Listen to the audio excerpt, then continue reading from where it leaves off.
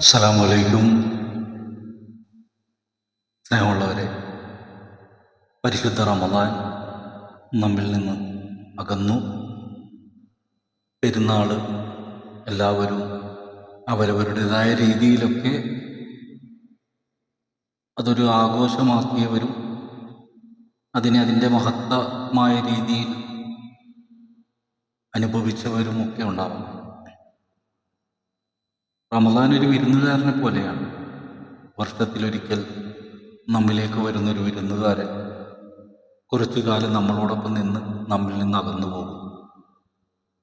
നമ്മുടെ വീട്ടിലേക്ക് കടന്നു വരുന്ന ഒരു വിരുന്നുകാരനെ മാന്യമായി സൽക്കരിച്ച് നമ്മുടെ വിഷമങ്ങളെല്ലാം മാറ്റിവെച്ച് വിരുന്നുകാരനെ വളരെയധികം സന്തോഷിപ്പിച്ച് പറഞ്ഞഴക്കുന്നത് പോലെയാണ് ഒരു നോമ്പുകാരൻ ഒരു നോമ്പ് നോക്കുന്നത്. അത്രത്തോളം പവിത്രമായി തൻ്റെ കുറവുകളും പോരായ്മകളും എല്ലാം തന്നിൽ നിന്ന് പറിച്ചു കളഞ്ഞ് തൻ്റെ മനസ്സിനെയും തൻ്റെ ശരീരത്തിനെയും പരിശുദ്ധമാക്കാൻ വേണ്ടി എടുക്കുന്ന ഒരു വലിയ ദൗത്യമാണ് രാവിലെ മുതൽ വൈകുന്നേരം വരെയുള്ള ആ ഒരു ഭക്ഷണ നിയന്ത്രണം. അതുപോലെ തന്നെ മാനസികമായിട്ടുള്ള പ്രാർത്ഥനകൾ, ദൈവത്തിനോട് അടുക്കാൻ വേണ്ടിയിട്ട് ഉള്ള ചില കർമ്മങ്ങൾ ഒക്കെയായി അങ്ങനെ പോകുന്നു. ഇത് ഒരു ശരീഅത്തിൻ്റെ നിയമപ്രകാരം എല്ലാവരും അതിൻ്റെ ഒരു പ്രാക്ടീസിലാണ്. എങ്കിൽ സൂഫിസത്തിലേക്ക് വരുമ്പോൾ അതിൻ്റെ മറ്റൊരു പകർപ്പാണ് ഒരു മുരീദ് അനുഭവിക്കുന്നത് ഒരു ഷെയ്ഖിൽ നിന്ന്. ഇവിടെ സ്വയം നോമ്പിനെ തിരിച്ചറിയുകയും രാവിലെ മുതൽ വൈകുന്നേരം വരെയും ഭക്ഷണം കഴിക്കാതെ ഇരിക്കലാണ് നോമ്പിൻ്റെ നിയമമെന്ന് മനസ്സിലാക്കുകയും അങ്ങനെ രണ്ടവസ്ഥകളിൽ, ഒന്ന് ബാങ്ക് കൊടുക്കാൻ സമയമായോ എന്ന് ചിന്തിക്കുന്നവരും, രണ്ട് ബാങ്ക് കൊടുക്കുമ്പോൾ വേഗം ഭക്ഷണം കഴിക്കുന്നവരും,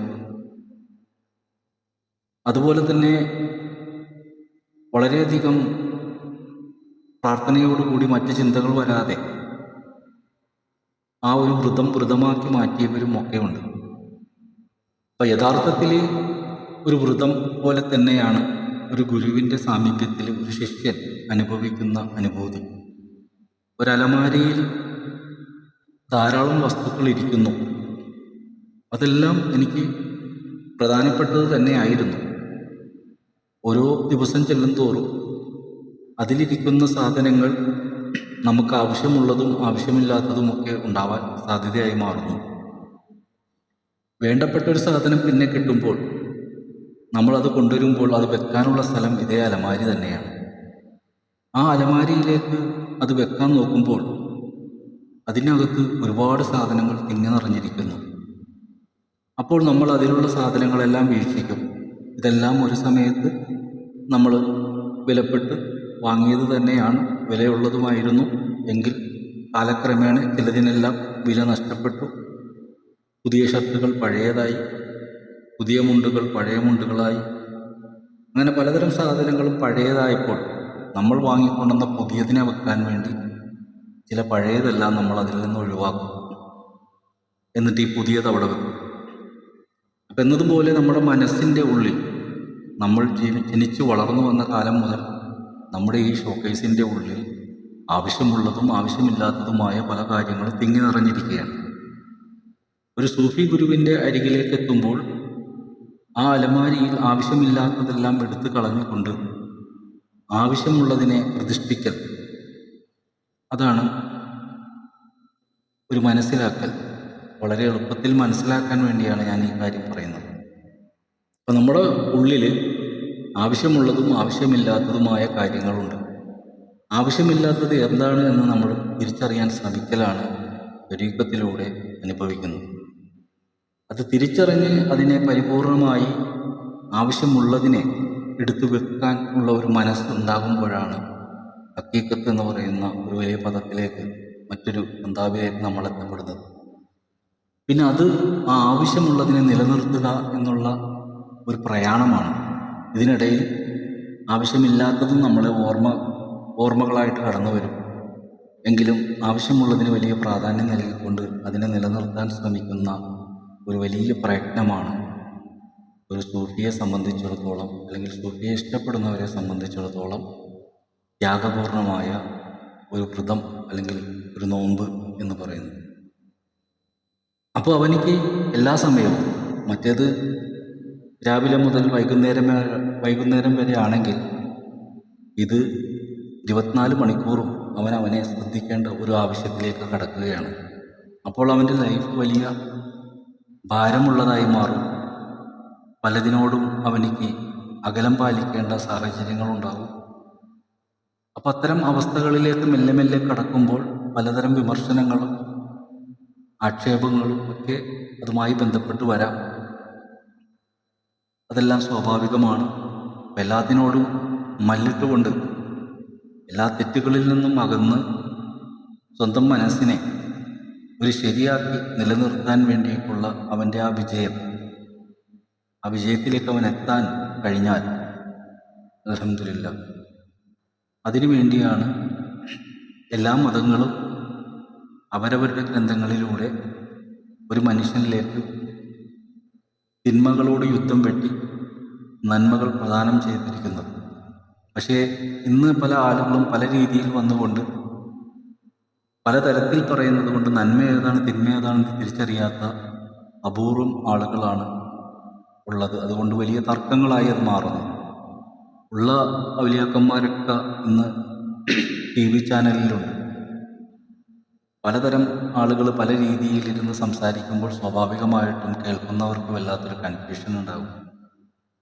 അപ്പോൾ ശരിയായ രൂപത്തിൽ ചുരുക്കി പറഞ്ഞാൽ, ഒരു മനുഷ്യൻ അവൻ്റെ മനസ്സിലെ ആവശ്യമില്ലാത്തതിനെ കളയുകയും ആവശ്യമുള്ളതിനെ എടുക്കുകയും ചെയ്യുന്ന ഒരു പ്രക്രിയയാണ് സൂഫിസം. എന്താണ് ആവശ്യം? ആ ആവശ്യം നമ്മൾ തിരിച്ചറിയുക. എന്താണ് ആവശ്യം? പലതിനോടും ആവശ്യമുണ്ട്. വീട് വേണമെന്ന്, നല്ലൊരു കുടുംബം വേണമെന്ന്, നല്ലൊരു ജീവിതം വേണമെന്ന്. പക്ഷെ ഇതെല്ലാം അവസാനിക്കാനുള്ളതാണ്. പക്ഷെ നമ്മൾ അവസാനിക്കുന്നതിനോടൊപ്പം നമ്മുടെ റൂഹ് നമ്മുടെ ശരീരത്തിൽ നിന്ന് വേർപെടുന്നു എന്നാണ് പറയുന്നത്. ആ റൂഹിനെ നിലനിർത്താൻ, ആ റൂഹിൻ്റെ ഉള്ളിൽ നിലനിർത്തേണ്ടതായ ഒരു സത്യമുണ്ട്. ആ സത്യം ഒരു വെളിച്ചമാണ്. ആ വെളിച്ചം കെടാതെ സൂക്ഷിക്കാനുള്ള ഒരു പ്രക്രിയയാണ് ഒരു ഗുരുവിനെ സമീപിച്ചുകൊണ്ട് ഒരു മുരീദ് നേടിയെടുക്കാനായിട്ട് പരിശ്രമിക്കുന്നത്. പരിശ്രമങ്ങളിൽ പലരും തോറ്റുപോകും. കാരണം ആഗ്രഹങ്ങൾ നമ്മളെ വേട്ടയാടും.